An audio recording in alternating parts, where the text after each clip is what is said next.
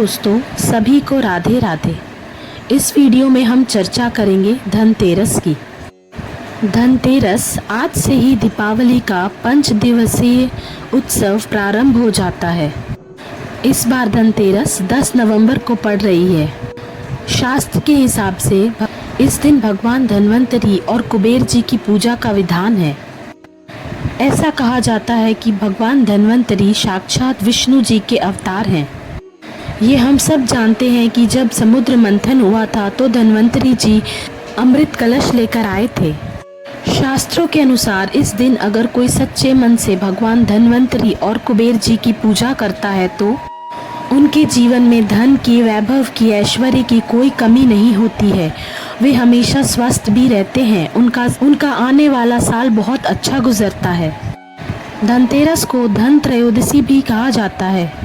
सोना, चांदी, बर्तन खरीदना अति शुभ माना जाता है।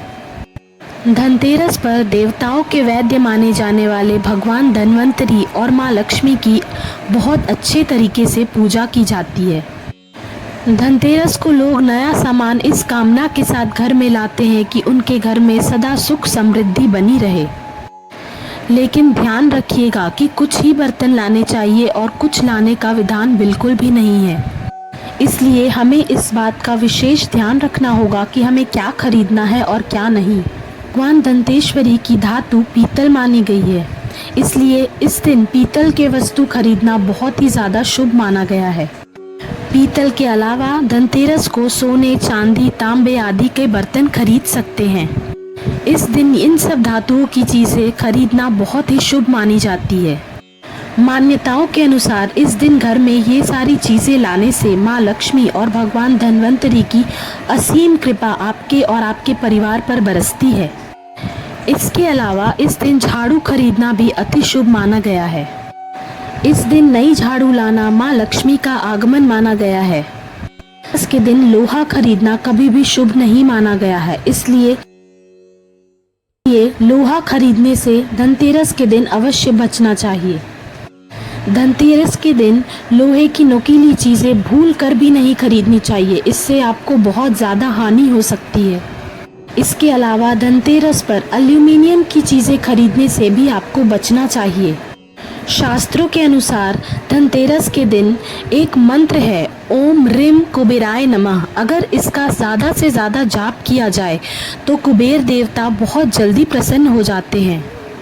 यहाँ और एक चीज़ बहुत ध्यान देने वाली है कि कार्तिक मास के कृष्ण पक्ष के त्रयोदशी तिथि में यम नाम से भी हमें दीपदान अवश्य करना चाहिए। भगवान यमराज के नाम से भी दीपदान अवश्य करना चाहिए। परंपरा है कि आस्था और विश्वास से जुड़े इस महापर्व पर यम की साधना धार्मिक दृष्टि से अत्यंत महत्वपूर्ण मानी जाती है। अन्यताओं के अनुसार अगर घर की महिला धनतेरस के दिन यम के नाम का 4 मुखी आटे का दिया जलाती है और द्वार पर रखती है तो ये काफ़ी शुभ माना गया है। और अगर आटे का दीपक ना बन पाए तो मिट्टी का 4 मुख वाला दीपक अवश्य जलाएं। है कि धनतेरस के दिन माँ लक्ष्मी के चरणों को घर में लाना बहुत शुभ माना गया है। ये बहुत ज़्यादा अच्छा होता है। ये हमारी ज़िंदगी में सुख, शांति, समृद्धि को लाता है।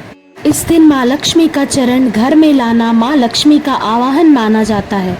ऐसा करना माँ लक्ष्मी को अपने घर में निमंत्रण देने के बराबर माना गया है। धनतेरस आता है कि धनतेरस के दिन माँ लक्ष्मी के 2 चरण कमल ले आएं। एक को मुख्य दरवाजे पर लगाएं और दूसरे को पूजा स्थान पर लगाएं। इससे ऐसा तात्पर्य है कि माँ लक्ष्मी स्वयं चलकर आपके घर में पधारेंगी।